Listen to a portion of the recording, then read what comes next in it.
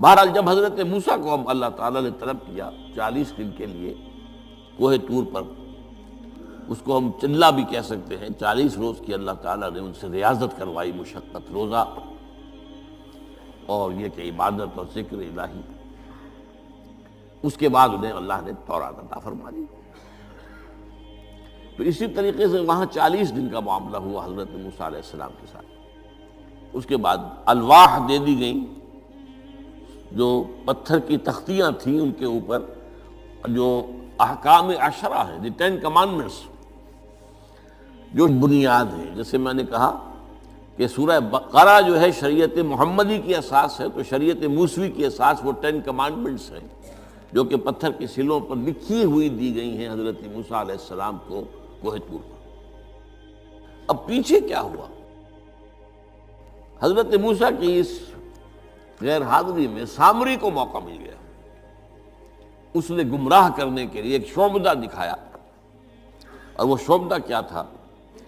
آل فرعون کے جو زیور وغیرہ ہوتے تھے ان لوگوں کے، وہ ان بنی اسرائیل کے لوگوں کے پاس امانت رکھا کرتے تھے، یعنی انہیں بھی اندازہ یہ تھا یہ اسرائیلی جو ہیں یہ بددیانت نہیں ہے، یہ جو ہے اس کے اندر جو ہے نہیں کریں گے کوئی خیانت، خائن نہیں۔ بہرحال چونکہ حضرت ابراہیم کی اولاد تھے، حضرت یعقوب کی اولاد تھے، تو چاہے اور ان میں خرابیاں آ گئی ہوں گی، لیکن یہ کہ یہ اندازہ انہیں تھا کہ یہ امین لوگ ہوتے ہیں، تو ان کے پاس امانت رکھی ہوئی تھی۔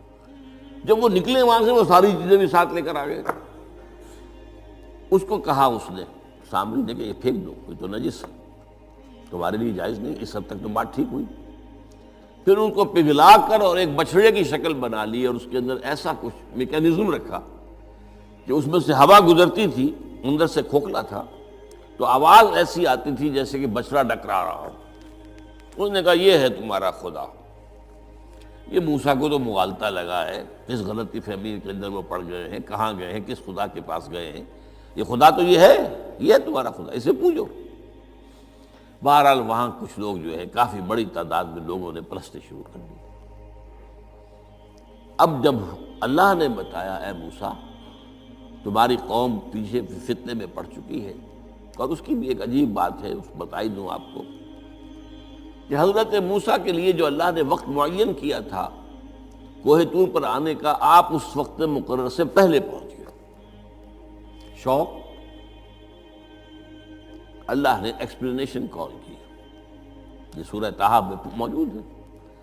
ما اعجلک عن قومک یا موسیٰ، موسیٰ یہ تم اپنی قوم کو چھوڑ کر جلدی کیوں آ گئے؟ ابھی تو وہ وقت معین نہیں آیا، کیوں آ گئے؟ اب حضرت موسیٰ تعجب سے کہتے ہیں کہ مجھے تو شاباش ملنی چاہیے تھی کہ تو میرا شوق دیکھ، میرا اشتیاق دیکھ، اور الٹی جو ہے ایکسپلینیشن کال کرنی پڑ رہی ہے۔ قال عجلت الیک ربی لترضیٰ، پروردگار میں تو جلدی کر کے آیا اس لیے تو راضی ہو جائے کہ تیرے طلب کرنے پر میں وقت معین سے بھی پہلے پہنچ گیا ہوں۔ فرمایا نہیں، یہ اجرت جو ہے یہ ایسی خطا ہے تمہاری کہ تم نے در حقیقت جو یہ غلطی کی ہے اس کی وجہ سے سامری کو موقع مل گیا ہے کہ اس نے تمہاری قوم کو اضلهم السامری، سامری نے گمراہ کر دیا۔ یہ خبر پا کر اب حضرت موسیٰ علیہ السلام جب آئے ہیں واپس اپنی قوم، اس کے لیے جو الفاظ آئے ہیں یہ سورہ اعراف کے اندر ہے، فلما رجع موسیٰ الی قومہ غضبان آسفا۔ یہ غضبان، یہ غضب کی ایک انتہائی شکل ہے۔ اس وزن پر عربی زبان میں جو الفاظ آتے ہیں وہ کسی شے کی شدت کو ظاہر کرتے ہیں۔ انا جوعان، میں بھوک سے مرا جا رہا ہوں۔ انا عطشان، میں پیاس سے مرا جا رہا ہوں۔ اسی طرح رحمان، جس میں رحم جو ہے وہ ٹھاٹھے مارتے سمندر کے مانند ہے۔ تو اس وزن پر جو الفاظ آتے ہیں اسی وجہ سے غضبان، تو میں کہہ رہا تھا یہ ہے جلالی طبیعت حضرت موسیٰ علیہ السلام کی، کہ انہیں جب یہ اندازہ ہوا کہ میری قوم کے کچھ لوگ جو ہیں وہ اس طریقے سے گمراہ ہو گئے، مشرک ہو گئے، وہ شرک بھی جلی شرک، خفی شرک نہیں، باقاعدہ ایک پرستش جو ہے ہو رہی ہے ایک بچڑے کی، اسے خدا مانا جا رہا ہے۔ اسفا، بہت ہی متاسف۔ اب یہ دو الفاظ آ گئے، غضبان اسفا، ایک جانب غضبناک اور دوسری طرف انتہائی افسوس اور رنج کی کیفیت۔ چنانچہ وہاں آ کر جو الفاظ قرآن مجید میں آئے ہیں اسی جلالی طبیعت کا مظہر، وَأَلْقَى الْأَلْوَاحَ، وہ جو لے کر آئے تھے تختیاں وہ تو آپ نے ڈال دی۔ وَأَخَذَ بِرَأْسِ أَخِيهِ يَجُرُّهُ إِلَيْهِ، اپنے بھائی حضرت ہارون کا سر پکڑ کر، بلکہ داڑھی کے بعد پکڑ کر اور پیشانی کے بعد پکڑ کر گھسیٹا، یہ تم نے کیا کیا؟ میں تمہیں خلیفہ بنا کر گیا تھا یہاں، تمہارے ہوتے ہوئے اور یہ کام ہو گیا، تم کیوں نہ میرے پیچھے آ گئے مجھے بتانے کے لیے؟ بہرحال چونکہ خلیفہ بنا کر گئے تھے، انہیں رہنا تو وہاں تھا، لیکن انہوں نے کہا کہ مجھے اندیشہ یہ ہوا کہ آپ یہ کہیں گے کہ تم نے بنی اسرائیل میں تفرقہ پیدا کر دیا، اس لیے میں نے برداشت کیا، کیا کرنا، روکتا رہا میں، لیکن یہ کہ میں نے ان کے درمیان جو ہے کوئی بہت بڑا قدم نہیں اٹھایا۔ لیکن بہرحال اس کے بعد جو قدم اٹھایا گیا وہاں پر، وہ فیصلہ کیا گیا کہ 12 قبیلوں میں سے ہر قبیلے کے جتنے لوگوں نے یہ شرک کیا ہے، اسی قبیلے کے لوگ جو توحید پر قائم رہے ہیں وہ اپنے بھائیوں کو قتل کریں اور ذبح کریں۔ تو تورات کی روایت کے مطابق 70,000 یہودی قتل ہوئے، اور یہیں سے قتل مرتد کی سزا اسلام میں یہ قتل ہے۔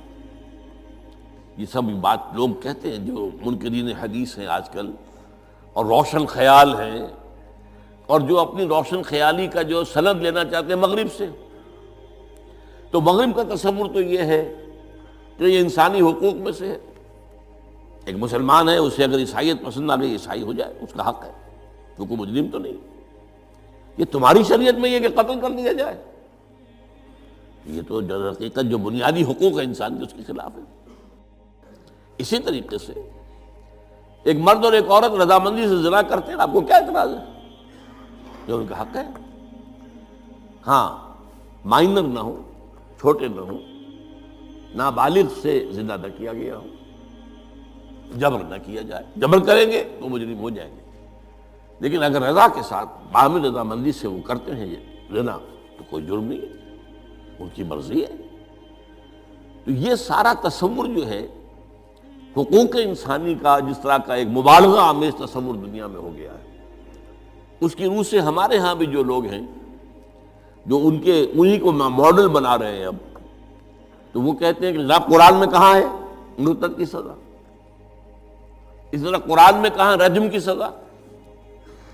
تو یہ جان لیجئے کہ یہ دونوں سزائیں حضور نے اپنی سنت کے ذریعے سے نافذ کی ہیں، لیکن اخذ کی ہیں تورات سے۔ ظاہر بات ہے کہ حضور سے پہلے جو شریعت موسوی تھی وہ لاگو تھی، یہودیوں کے لیے شریعت موسوی تھی، آج تک بھی ہے۔ عیسائیوں کے لیے بھی حضرت مسیح یہی کہہ کر گئے تھے کہ یہ نہ سمجھنا کہ شریعت موسوی کو ختم کرنے آیا ہوں میں۔ Law of Moses, don't think I have come to destroy law. This law of Moses will be applicable to you. وہ تو سینٹ پال نے ختم کیا، اور آج کی عیسائیت جو ہے یہ عجیب مذہب ہے جس میں کوئی قانون ہے ہی نہیں۔